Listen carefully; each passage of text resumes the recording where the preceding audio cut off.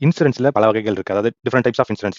நமக்கு ரொம்ப அதிகமா பயன்படுத்துறது வெஹிக்கிள் இன்சூரன்ஸ். ஏன்னா நம்ம அது வந்து மேண்டேட்டரி ரூல்ங்கிறதுனால நம்ம எல்லாருமே மோட்டார் இன்சூரன்ஸ் எடுத்திருப்போம். அதாவது பைக்கோ இல்ல காருக்கோ ஏதாவது எடுத்திருப்போம். ஆனா அதே மாதிரி இன்னும் பல வகையில இன்சூரன்ஸ் இருக்கு. அதாவது லைஃப் இன்சூரன்ஸ் சொல்லுவாங்க. லைஃப் இன்சூரன்ஸ்னா நீங்க ஒரு குறிப்பிட்ட அந்த இன்சூரன்ஸ் பீரியட்ல இறந்துட்டீங்கன்னா, அப்போ அந்த இன்சூரன்ஸ் அமௌண்ட் நீங்க எவ்வளவு இன்சூரன்ஸ் இது பண்ணிருக்கீங்களோ அந்த இன்சூரன்ஸ் அமௌண்ட் வந்து உங்க குடும்பத்துக்கு போகும்.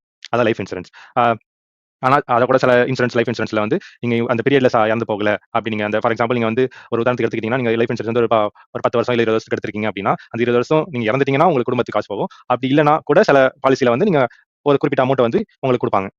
அதே மாதிரி இது பண்ணிக்கலாம். அதுதான் லைஃப் இன்சூரன்ஸ் சொல்லுவாங்க. அதே ஹெல்த் இன்சூரன்ஸ் எடுத்துக்கிட்டீங்கன்னா மருத்துவ செலவு. நீங்க ஏதாவது சடனா ஏதாவது ஒரு ஹெல்த் இன்சூரன்ஸ் ஹெல்த் இஷ்யூஸ் வருது. அந்த மாதிரி டைம்ல உங்க ஹாஸ்பிட்டல் செலவு அதிகமாகும். அந்த நேரத்துல ஹெல்த் இன்சூரன்ஸ் உங்களுக்கு உபயோகரமா இருக்கும். அடுத்து நம்ம வெஹிக்கிள் இன்சூரன்ஸ். அது நான் முன்னாடியே சொன்ன மாதிரி தான். நம்ம மோட்டார் இன்சூரன்ஸ் எடுத்திருப்போம். எல்லாருமே பைக்கு வச்சிருப்போம், காருக்கு வச்சிருப்போம். ஏதாவது ஒரு ஆக்சிடென்ட் ஆகுது அப்படின்னா, அந்த நேரத்துல வெஹிக்கிள் இன்சூரன்ஸ் இல்ல மோட்டார் இன்சூரன்ஸ் வச்சு நம்ம கிளைம் பண்ணி நம்ம உபயோகப்படுத்திக்கலாம். அதே மாதிரி ஹோம் இன்சூரன்ஸ். ஹோம் இன்சூரன்ஸ் நிறைய பேருக்கு தெரிஞ்சிருக்காது. அதாவது வீட்டுக்கான இன்சூரன்ஸ். அதாவது ஒரு ஃபயர் ஆக்சிடென்ட் நடக்குது வீடு, இல்ல ஒரு பில்டிங் லைட்டா இடிஞ்சு போகுது.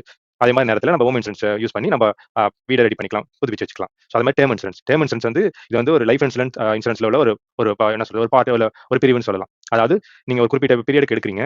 அந்த குறிப்பிட்ட பீரியடுக்குள்ள நீங்க இறந்துட்டீங்க. எதிர்பாராத விதமா இறந்துட்டீங்க அப்படின்னா, ஒரு பெரிய அமௌண்ட் வரும்.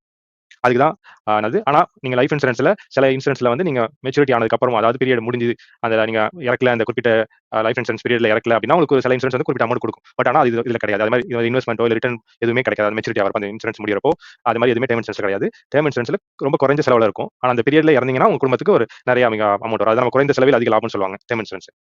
இத மாதிரி நிறைய இன்சூரன்ஸ் டைப் இந்த பார்த்தோம்ல. இது மாதிரி நிறைய இருக்கு.